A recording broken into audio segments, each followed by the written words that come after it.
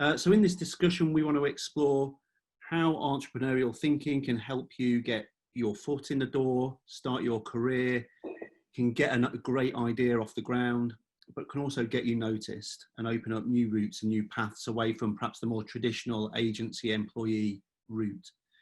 And we've got a great panel to help us to do that. I'm going to turn to each of you now in turn, if I may, give a quick outline as to what entrepreneurship means to you and through your experience and through your lens, and why you feel it's particularly important to students in the current context and climate. I'm going to hand over to Poonam and Matt.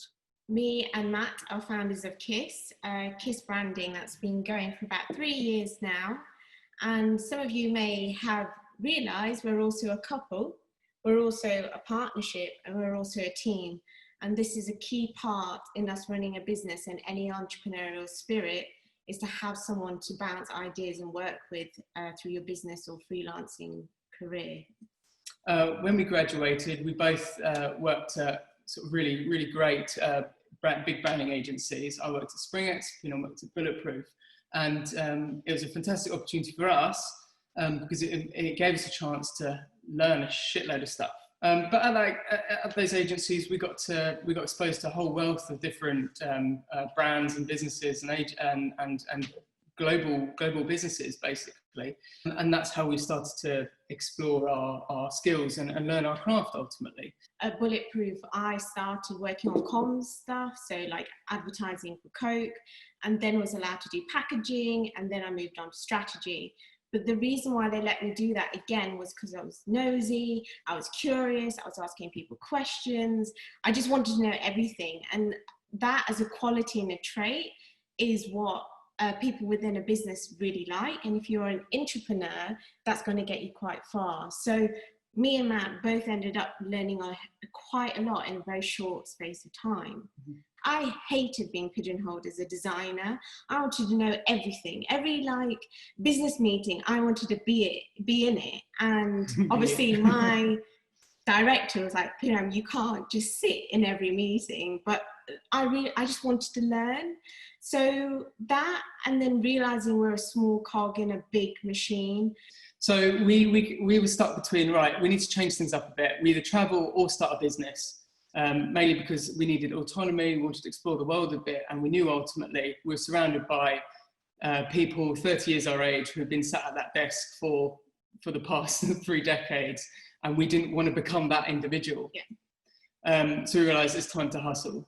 So Poonam reached out to particular businesses that she had a deep connection with already, and one of them was a Pink Lady project, which relates to South Asian culture.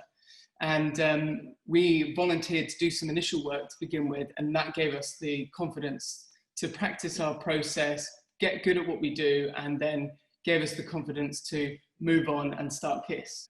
So in the end, we saved as much as we could, and living in London, that amounted to about £6,000. And we moved out of London up to Leeds, because we knew Leeds was a really cool upcoming place, lots of creativity. That picture is our bedroom that we worked for a year in, pretending we were in an office. So you don't get fancy offices straight away if you do run your business. You have to make things work. Make it do, yeah. But naturally, running a business is actually way more complex than just doing a design project. Anxiety, meetings, networking, presentations, the works, all builds up. But it is ultimately all about learning. And we knew that as soon as we left our jobs, our learning curve would be skyrocketing, much higher than sitting at a desk job for 3 years. So there was a hell of a lot of meetings.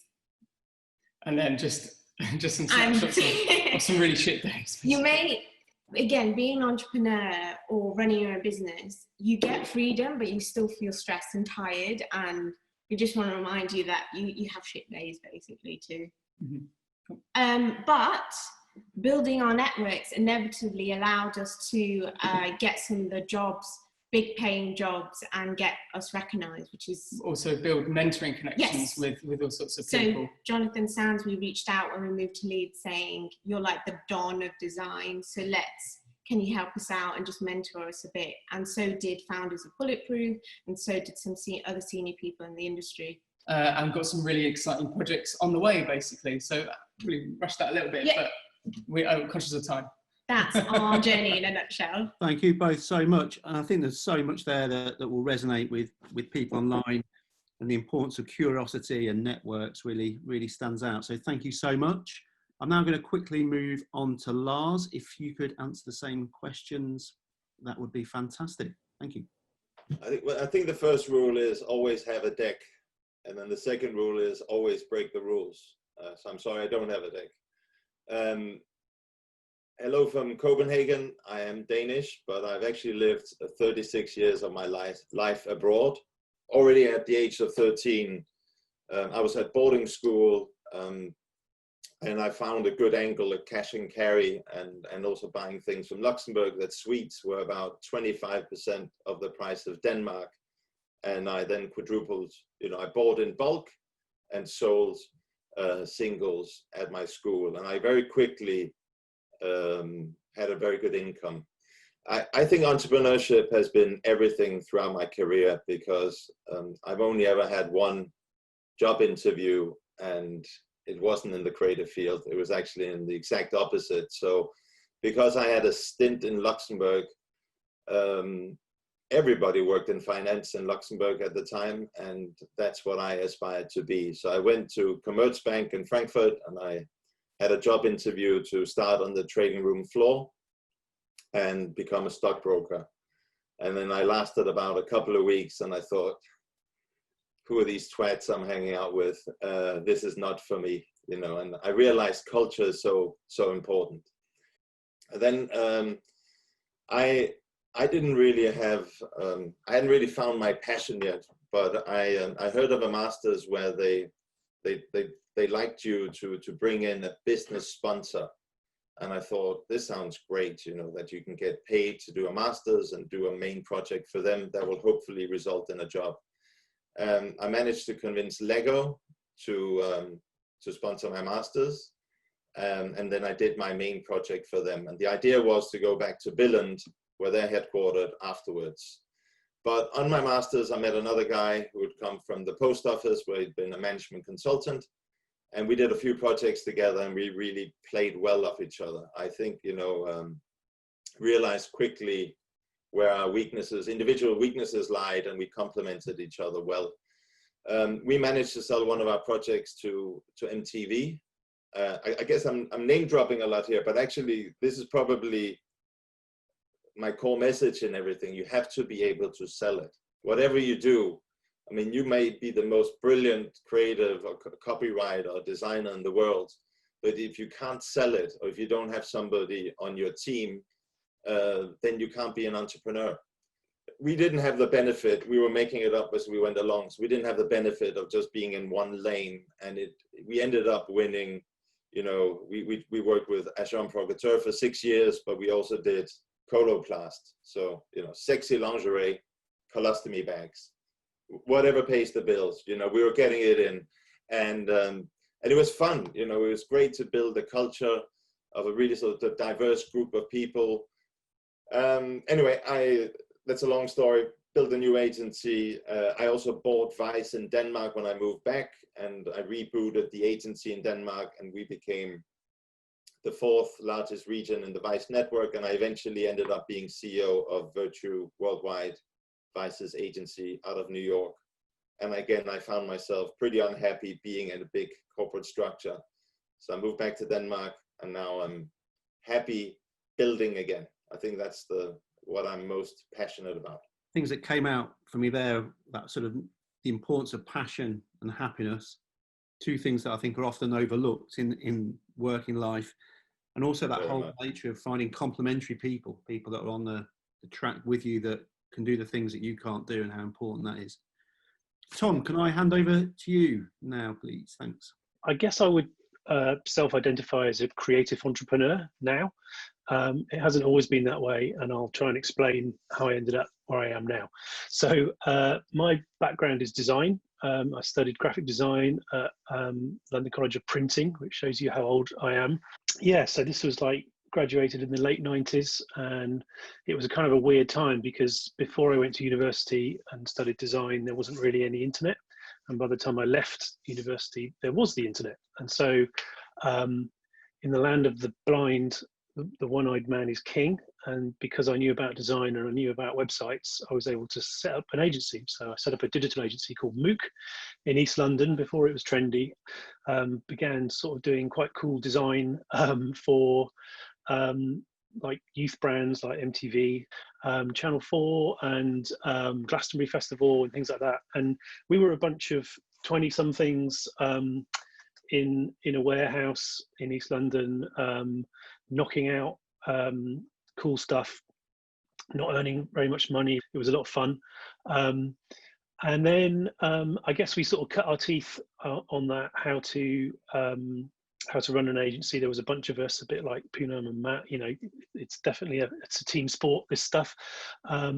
So then cut back to sort of mid-noughties, and advertising got its grubby little mitts on digital, and every ad agency needed to buy up digital capability. And so I was able to sell my agency to a bigger advertising agency. And maybe like you, Lars, I suddenly find myself being a creative director of a whole bunch of people, having not really that much experience of advertising at all, you know, being from the design world and advertising kind of being the enemy a little bit. Anyway, then I helped this company called Nitro that bought my agency, MOOC, to sell to a big company called Sapient. And many of you have probably heard of Sapient. Maybe they're like a 10,000 strong digital agency. And so then, you know, what started off as a little boutique-y design thing had now become a bit of a desk job for me. And I wasn't really an entrepreneur anymore because I just had a salary. I had this sort of earnout that had passed. And I became a little bit disillusioned with the whole agency thing. This coincided with me having kids. And also there was a kind of hardware revolution at the time. So Kickstarter had just come to the UK from the US.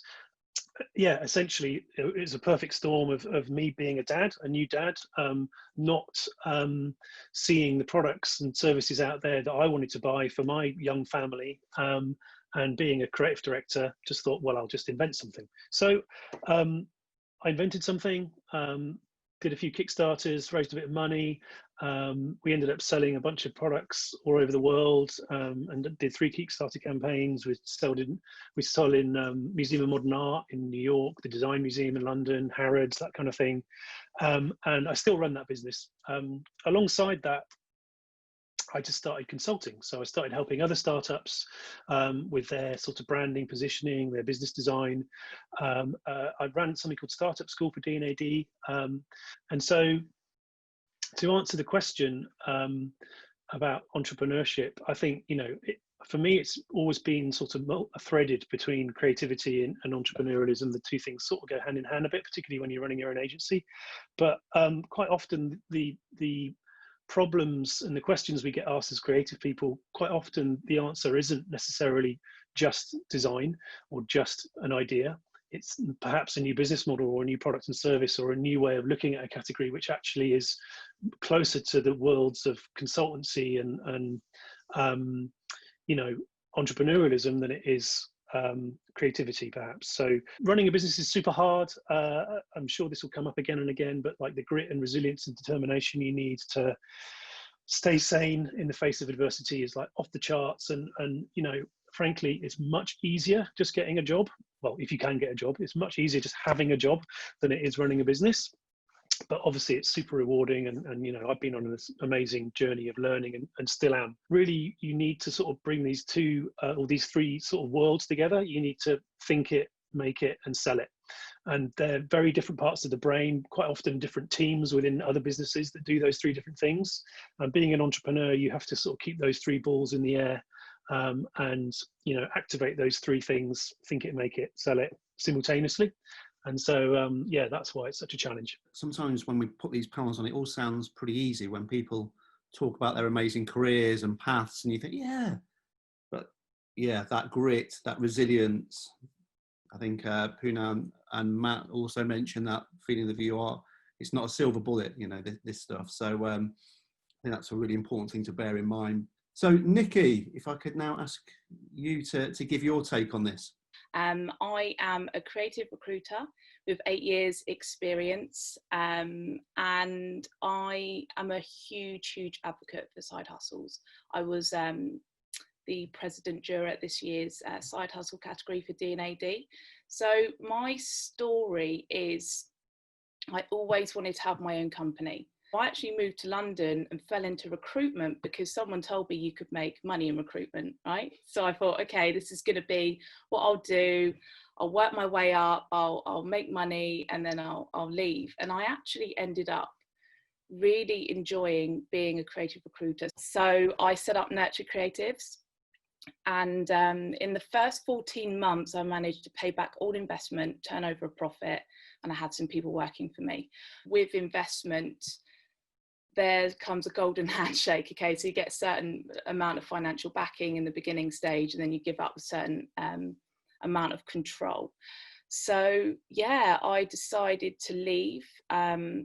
I stepped down from my company. That was so hard. I did that 2 years ago. And off I went. I moved into my mum's spare room. So after living in London for 7-8 years, and I just worked so hard. I had to dive out of the industry for 6 months. I worked as head of sales at a gym. I saved up all that money. I worked 7 minimum wage jobs, okay? And it took me a very long time to get the money I needed to put into the business. But I did. And I've just got myself into a situation now where I can move out. I've moved into a beautiful home in Hackney.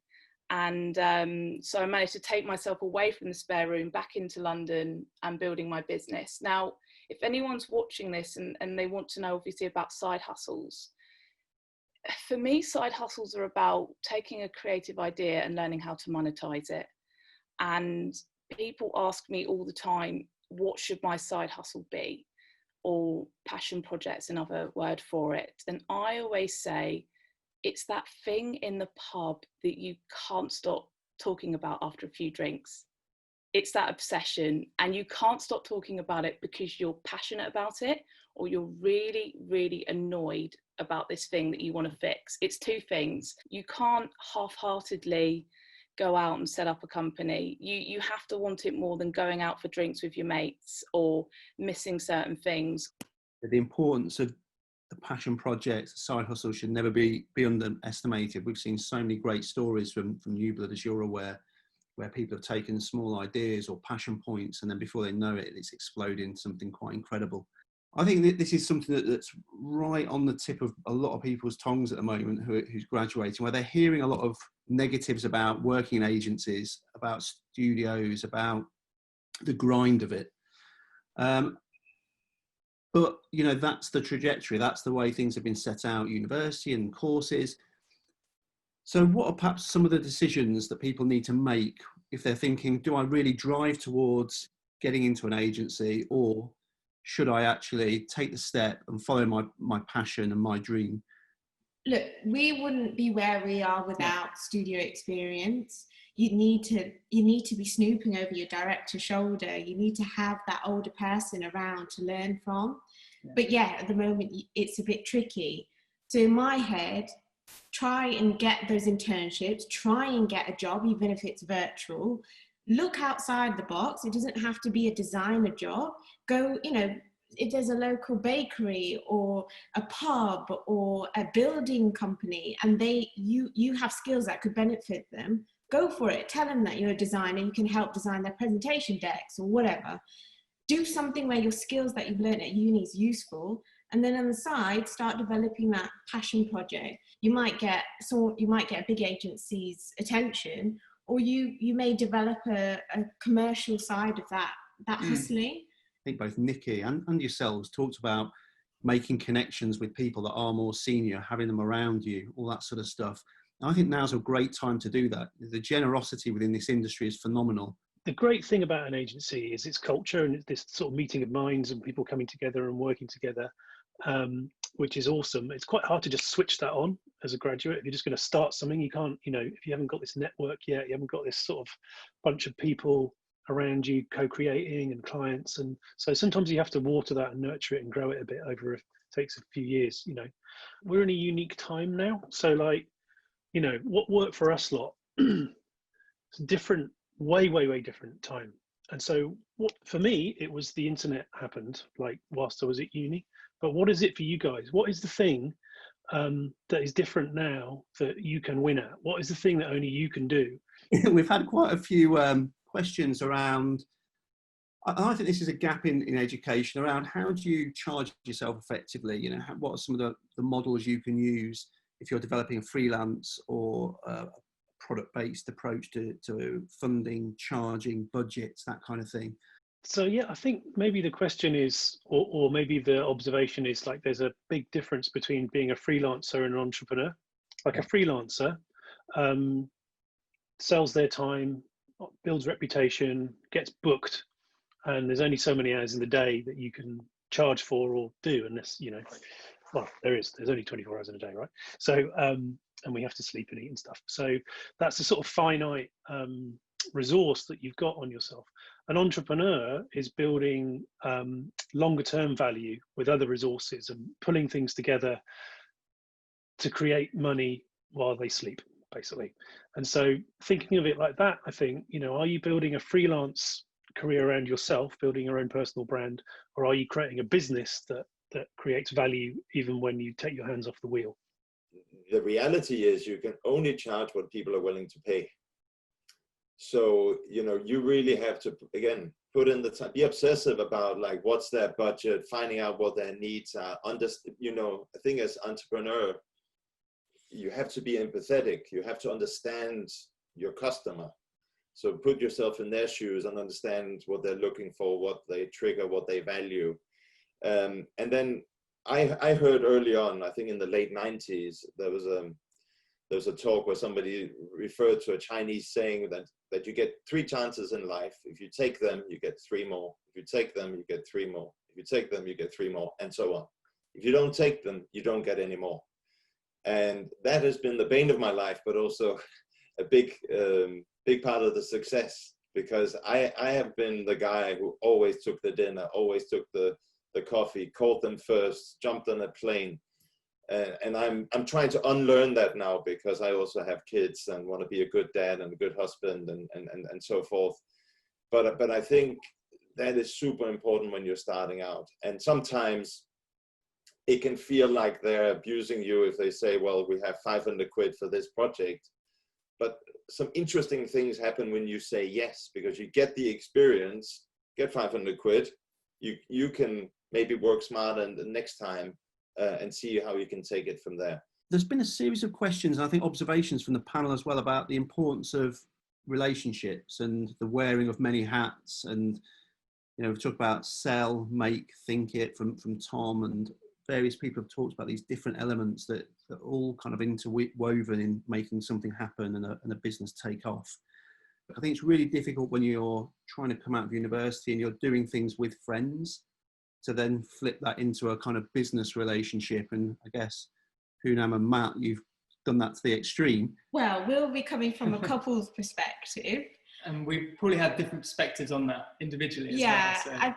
We've talked about, me and Matt have skill sets and personalities that complement each other and are opposites as well.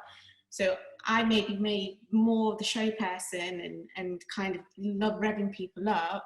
Matt's more about calming everyone down and getting the detail together. And that's how we work best. If we didn't have those traits, I don't think we'd get on. For me, Matt and me have a purpose for why we're running our business, and we need to make money and we need to have a roof over our head. So when we have a bicker or we get annoyed with each other, within a minute it's done and dusted and we're moving on. And I think if you're working with your friends and you know how important what you're doing is, being able to nip in the bud what's going on and move on in order to be an entrepreneur, you need to make smart decisions when things go wrong or you're not feeling it that day. And that probably comes down to just working with people that you have shared values with. Yeah. You know, if you're working with someone who is all about profit, all about money, and then the other individual actually wants to build a lifestyle and culture that they want to revel in and enjoy, you know, those people might not be good partners ultimately. There's one thing to be talented, but I would say be a pleasure to work with. because if you are, then that's going to make it a lot easier, because collaboration's easier and it just flows. And what Matt was saying about shared values is really, really important, because you've got to be on the same page as to why you're doing what you're doing. Be good, be nice, work hard, you know, and do those three things in abundance. And to some degree, you'll make your own luck. I think I'm a big believer in like sprinting, but resting as well. And sometimes if there's just a big blur of business and no off, then it drives you a bit mad. Being honest as well, and writing down what you guys agree. So, you know, so that you're always very clear about each other's roles and expectations. And, you know, after 6 months, if you're not happy for whatever frustration you have, if you can go back to that document and just say, well, this is what we agreed. Are we living up to it? Did we achieve it? It's helpful. So side hustles have been talked about a lot. And I think this question's massive. And I know there are lots of different ways you could answer it. But if you were going to give somebody one piece of advice or a first step, that'd be really helpful. You've got to make it and sell it. And one of the challenges around that is that you can ask people if they would buy something, and all your friends and your family will say, yeah, that's really great, we'd totally buy that. But if you say, will you buy this thing from me, get your credit card out, then you'll get a real answer from them. One thing I've discovered from side hustles, if we're talking about those as opposed to startup businesses, doesn't always, if it is a side hustle or passion project, have to be monetized. It can still go viral. It can still create dialogue and the change that you want to create as well. I think a lot of people in lockdown that I've spoken to that are looking for work are saying, right, Nikki, like, I now want a life with more purpose. I've had a chance to be reflective. So you could just create something for the sake of it being a great idea that reaches loads of people that doesn't make you a millionaire. Yeah, that's really valuable. Yeah, are you trying to get noticed or are you trying to develop a business? They're two very different things. So I just wondered, how do you kind of balance it in your portfolio? Any advice about showing a side hustle and a passion whilst also showing that you are committed to them as a business? I think a lot of companies are open to that entrepreneurial spirit. They definitely are.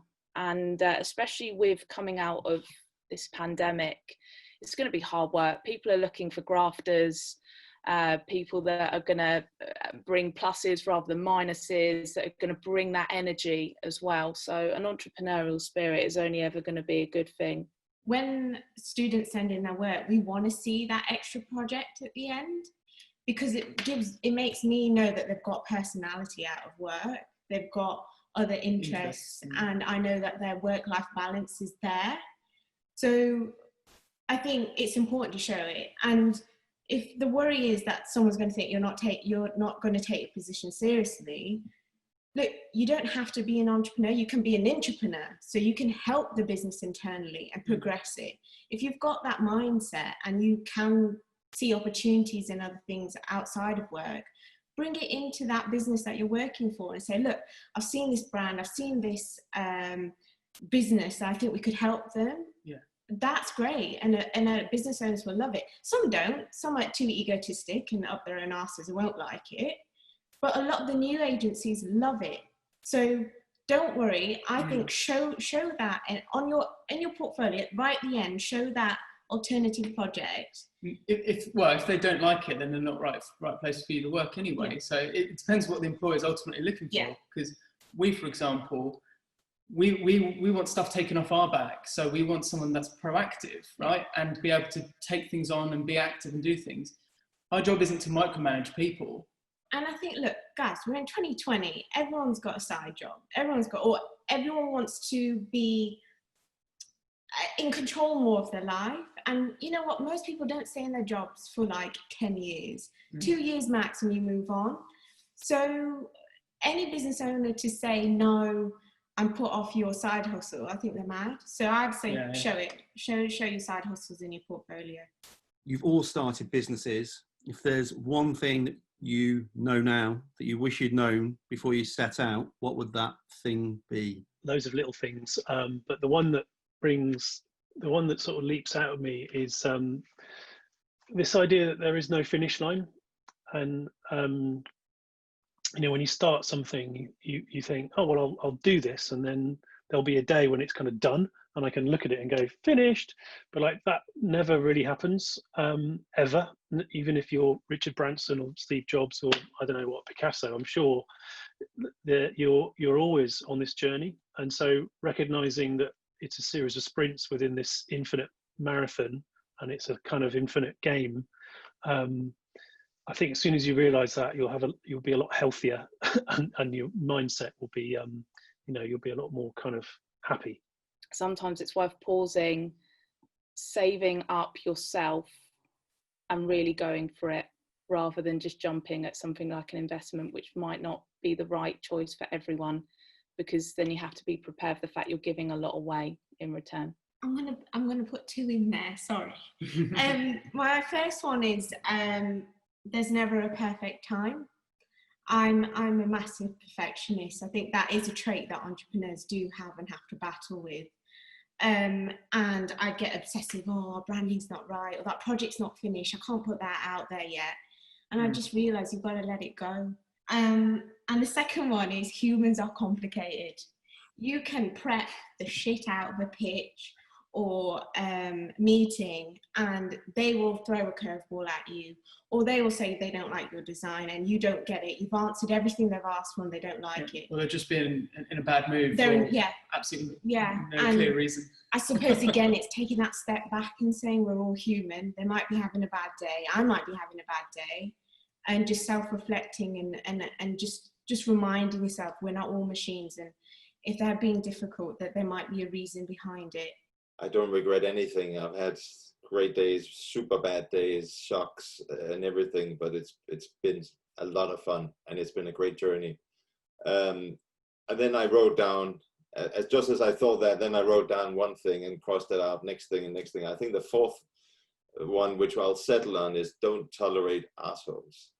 And what I mean by that is sometimes in business, you are tempted to employ people that don't fit your culture because you need their skill set, or you can like sell their services or something like that. But if somebody's bad for the team, get rid of them. I just want to say a huge thank you to Nikki, Poonam, Matt, Lars and Tom for giving up so much of their time and for being so open and honest. It was hugely appreciated. And normally now you get a massive round of applause, but instead me saying thank you, and thanks so much.